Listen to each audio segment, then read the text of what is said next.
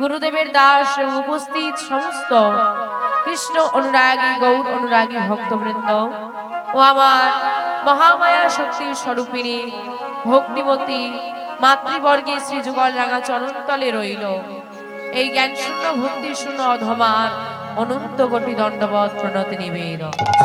ওগো শোভাকা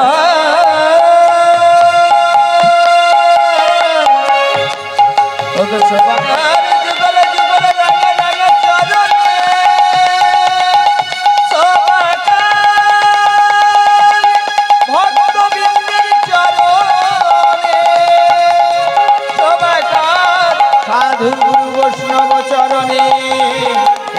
জানাই অসংখ্য কোটি কোটি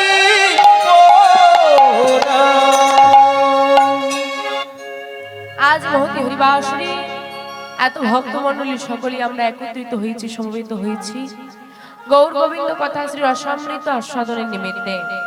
তবে জানি না আপনাদের মতো কৃষ্ণ অনুরাগী গৌর অনুরাগী ভক্তবৃন্দের সম্মুখে দাঁড়িয়ে, আপনাদের মতো জ্ঞানী গুণী ভক্তবৃন্দের সম্মুখে দাঁড়িয়ে আমার মতো জ্ঞান শূন্য ভক্তি শূন্য অধমা হয়ে গৌর গোবিন্দ কথা শাস্ত্র কথা আমি কতটুকু বর্ণনা করতে পারবো, আদেও পারবো কিনা। আপনারা সাধু গুরু বৈষ্ণব ভক্ত মণ্ডলী সবই আপনাদের উপর নির্ভর, কারণ ভক্ত কৃপায় সকলই সম্ভব হয়।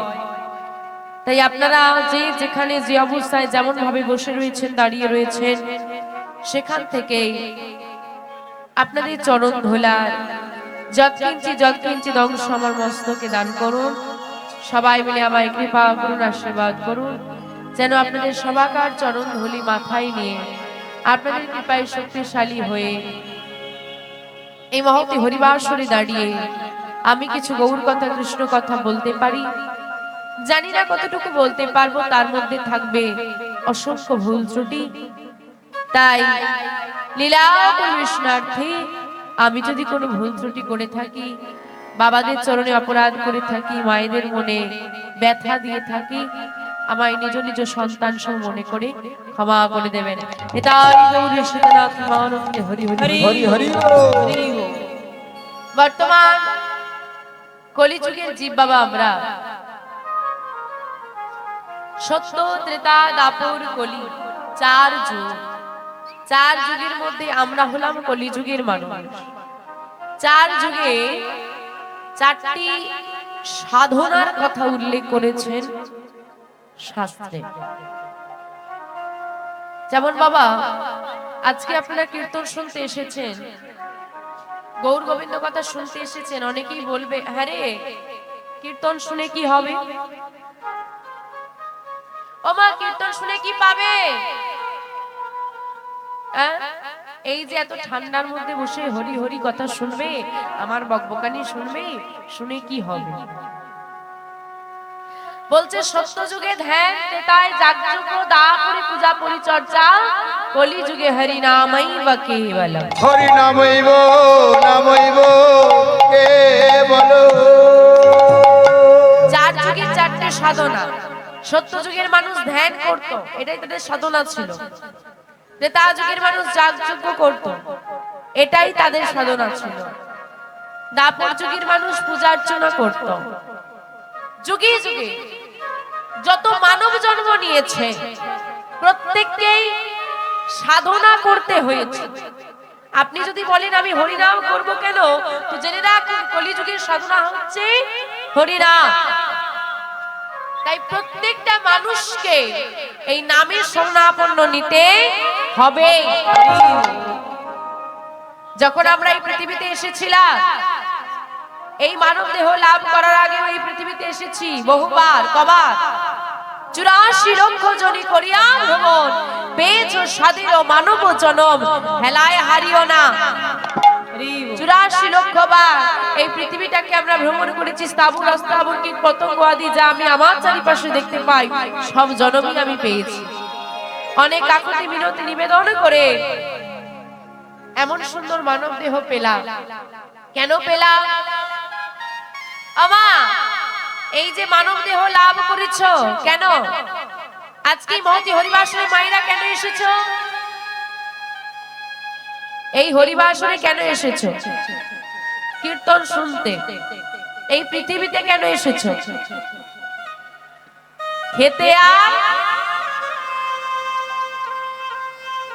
খেতে আর ঘুমোতে মানুষ হওয়া? খাওয়া আর ঘুম সে তো গাছের পাখিও করে। খাওয়া আর ঘুমোনো তোমার বাড়ির যে পাখিটাকে পুষেছো খাঁচার মধ্যে সেও করে, আর ছোট্ট বিড়াল যেটা ঘরে তোমার গায়ের আশেপাশে ঘুরে বেড়ায় সেও করে, বনের পশুরাও করে। কিন্তু তুমি যে মানুষ হয়েছ কেন? মহাজন কি বলছে জানো? মানব দেহ কেন আমরা লাভ করেছি? কৃষ্ণ ভজিবার তরি সংসারে আইলো, ওগো সংসারে আইলো, মিছে মায়ায় বদ্ধ হইয়া বৃক্ষ সম হইল। মিছে মায়া, মিছে মায়ায় বদ্ধ হইয়া বৃক্ষ সম হইল। কি বলছে মা? কৃষ্ণ ভজিবার তরি সংসারে আইলো। এই পৃথিবীতে আসার একমাত্র উদ্দেশ্য হচ্ছে কৃষ্ণ ভজন সাধন করা। কিন্তু মাগো, যখন আমরা মাতৃগর্ভে এলাম, হে মুন্ডে উর্ধ্বপদে তপস্যা করেছি, হে দয়াময় এই অন্ধকার কুহতি আমাকে মুক্তি দাও, আমি পৃথিবীতে মানব জন্ম নিয়ে গিয়ে তোমার দাস হয়ে থাকবো। কি গো মা, বলে তো এসেছিলাম, কিন্তু কেউ কি গোবিন্দের দাস হতে পেরেছি? কি মা পেরেছি? সবাই হয়েছি মায়ার দাস, সংসারীর দাস, গোবিন্দের দাস কেউ হতে পারলাম না। তাই তো মহাজন বলছে, জীব নিত্য কৃষ্ণ দাস তাহা ভুলি গেলাম। জীব নিত্য কৃষ্ণ দাস তাহা ভুলি গেলাম। সেই দোষে মায়া পিশাচি তার গলেতে বান্ধিলা। সেই মতে সেই দোষে মায়া পিশাচি তার গলেতে বান্ধিলা। জীব নিত্য কৃষ্ণ দাস তাহা ভুলি গেলাম, সেই দোষে মায়া পিশাচি তার গলেতে বান্ধিলা। আমরা যে নিত্য গোবিন্দের দাস তা আমরা ভুলে গিয়েছি, আর ভুলে গিয়েছি বলেই মায়া পিশাচি গলার মধ্যে বেঁধে বসেছে বাবা। এই মায়া পিশাচিকে যতক্ষণ না আমরা ছড়াতে পাচ্ছি ততক্ষণ গৌর গোবিন্দ কৃপা আমাদের প্রতি হবে না। আর এই কলিযুগে বললেন, ওহে কলির জি, নাম ছাড়া গতি নাই। ওই মায়া পিশাচিকে দূরীভূত করতে হলে, এই সংসার থেকে গৌর গোবিন্দ চরণ পেতে হলে একমাত্র নাম ছাড়া কোনো গতি তোমার নেই। নামই হচ্ছে একমাত্র পথ, নামই হচ্ছে একমাত্র উপায় যে তোমাকে ভব নদী পারাপার করতে সাহায্য করবে। তাই বলছে সংসারে থেকে নাম করো। কেমন করে? প্রেমানন্দে মেতে হরি বলা, হরি নামের বন্যা জেলা। প্রেমানন্দে মেতে হরি বলা, হরি নামের বন্যা জেলা। প্রেমানন্দে মেতে হরি বলা, হরি নামের বন্যা জেলা। প্রেমানন্দে মেতে হরি বলা, হরি নামের বন্যা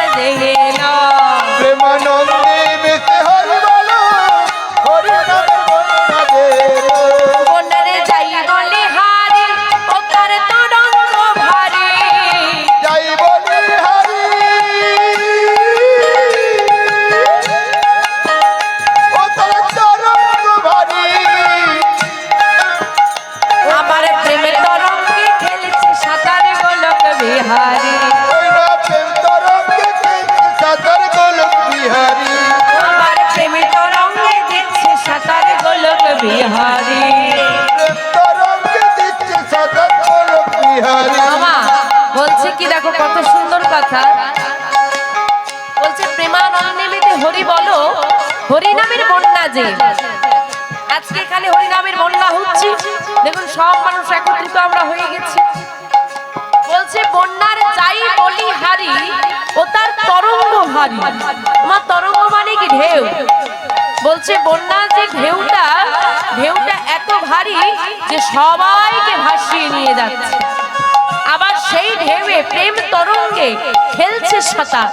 শুধু যে মানুষ হরিনাম গাইছে তা নয় ও মা, কলিযুগে শুধু যে মানুষ হরিনাম গাইছে তা নয়, যিনি গোলক বিহারী শ্রী গৌর হরি, তিনি তো নিজেও নামে প্রেমে মেতেছিলেন, তিনি তো নিজেও নাম গিয়েছিলেন। তাই বলছে প্রেম তরঙ্গে খেলছে সতার গোলক বিহারী। শুধু গোলক বিহারী নয়, আবার সঙ্গে কি আজকে জানো, সঙ্গে দেখো, সঙ্গে আবার সঙ্গে প্রভু নিত্যানন্দ পাথার সতার দিল। সঙ্গে ওদের সঙ্গে প্রভু নিত্যানন্দ পাথার সতার দিল। আবার সঙ্গে হরি নামের বন্যা জেগে এলো, প্রেমানন্দে মেতে হরি বলো, হরি নামের বন্যা জেগে এলো। প্রেমানন্দে মেতে হরি বলো, হরি নামের বন্যা জেগে এলো।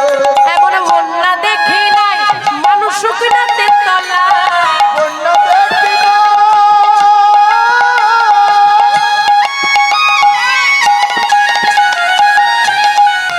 ও মানুষ শুকনাতে তলায়।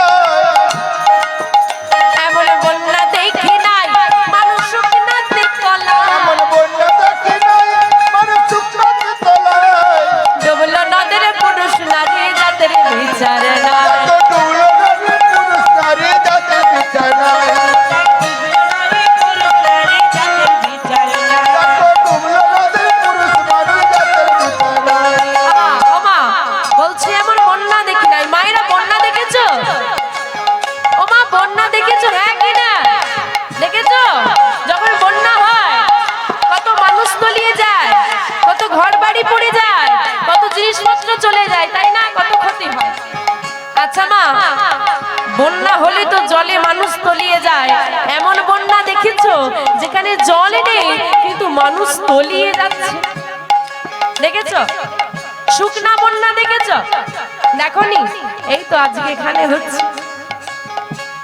এই বন্যা যদি দেখতে হয় যাও হরিবাসুরি, শুকনা বন্যা যদি দেখতে হয় যাও নবদ্বীপ ধামে, দেখবে জল নেই। জল আছে এখানে? জল নেই, কিন্তু কত মানুষ হরি নামে একসঙ্গে মেতে সবাই মিলে নাম গাইছে, সবাই ভেসে যাচ্ছে। আর বলছে কি ডুবলো নদের পুরুষ নারী জাতের বিচার না। আজকে এখানে কমিটি দাদা ভাইরা কীর্তন করাচ্ছে। আচ্ছা, কীর্তনে কি এমন ওনারা বলেছেন যেখানে কীর্তন হচ্ছে শুধুমাত্র মহিলারা কীর্তন শুনতে পারবে, মহিলারা এই আসনে বসতে পারবে, পুরুষরা বসতে পারবে না, এমন বলেছে? বলেনি?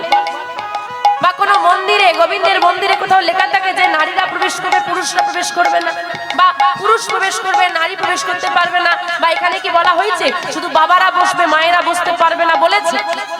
ডুবলো নদের পুরুষ নারী, লিঙ্গ ভেদ নেই। এই হরিনামের বন্যায় সবাইকে ডোবাবে, পুরুষকেও ডোবাবে, নারীকেও ডোবাবে। শুধু তাই নয়, জাতির বিচার নাই। এই যে তুমি মুসলিম, তুমি মুসলিম, তুমি হরিনাম গাইতে পারবে না।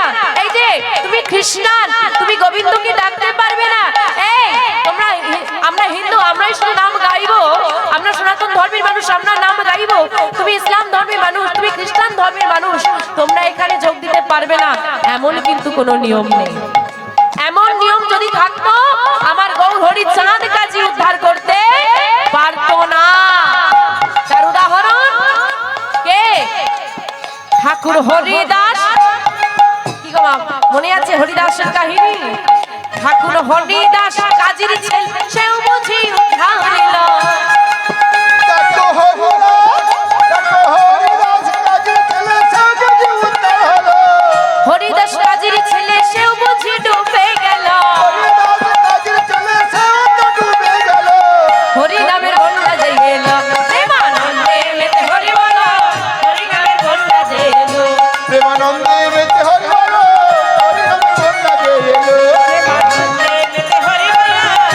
নামের বন্যা জেগে এলো। আচ্ছা, হরি নামের বন্যা এসে গেছে। তা এই বন্যার জলে কারা কারা নামতে চান একটু হাত তোলেন দেখি, যে এই বন্যাতে আমরাও ডুববো, ইচ্ছে আছে কি? বাকিদের হাত কই?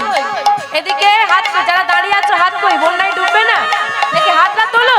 নিয়ম এটা বলছে, হাত না তুললে বন্যায় ডোবা যাবে না। যখন মানুষ জলে ডুবে যায় হাত দুটো তুলে দেয় না বাঁচার জন্য? এই গৌর হরি নামের মাঝে ডুব দিয়ে দিয়েছি, এবার কৃপা করো। একবার হরি বল বলে তুমি নামো সেই জলে। হরি বল বলে, রাধে রাধে।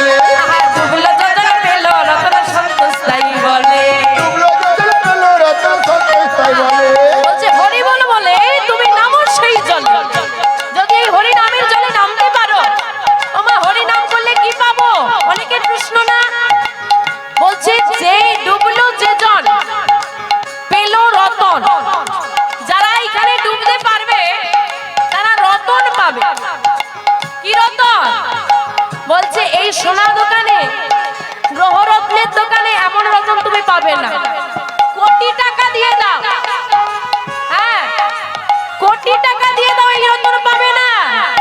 কেন? এই রতনকে টাকাই কেনা যায় না, জগতের দোকানে পাওয়া যায় না। এই রতন হচ্ছে আমার গৌর রতন।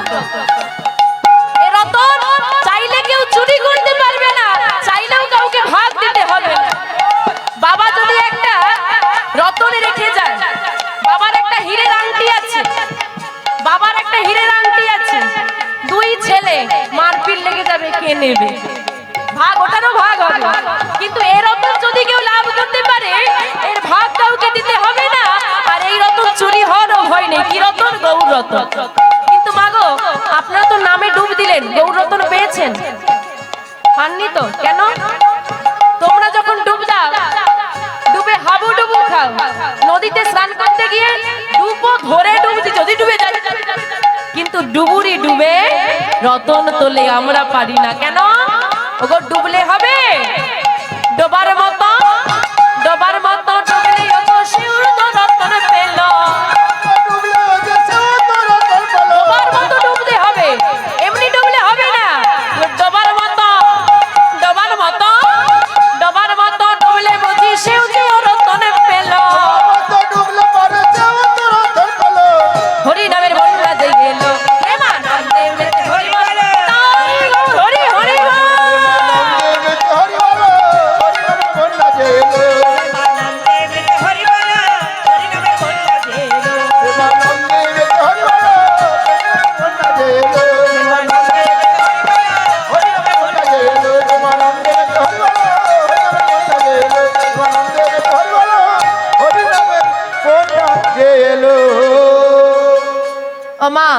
যাই হোক, আরো কথা আমরা আস্বাদন করবো, লীলা বিষয়বস্তুর মধ্যে প্রবেশ করি। আজকে যে বিষয়বস্তু বাজে লীলা আস্বাদন করবো, বৃন্দাবনের লীলা, শ্রী রাধা গোবিন্দের মধুর মধুর মধুর মিলন, আমার রাধারানীর সঙ্গে প্রাণ গোবিন্দের মালিনী বেশে মিলন।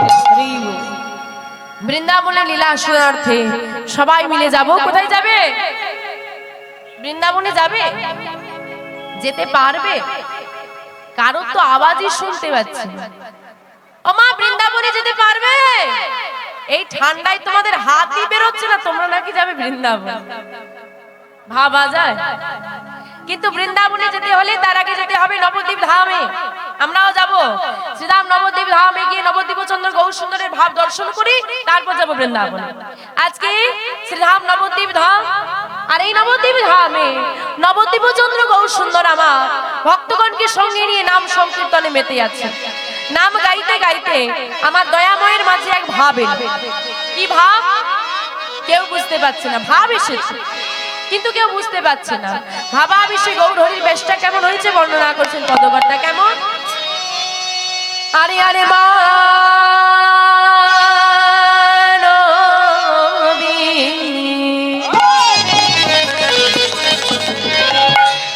বিরহ জরে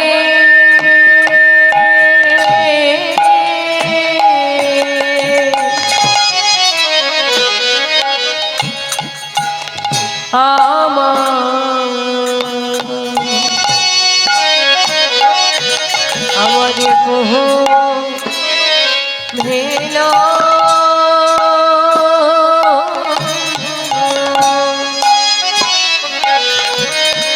ভেল ভোর হে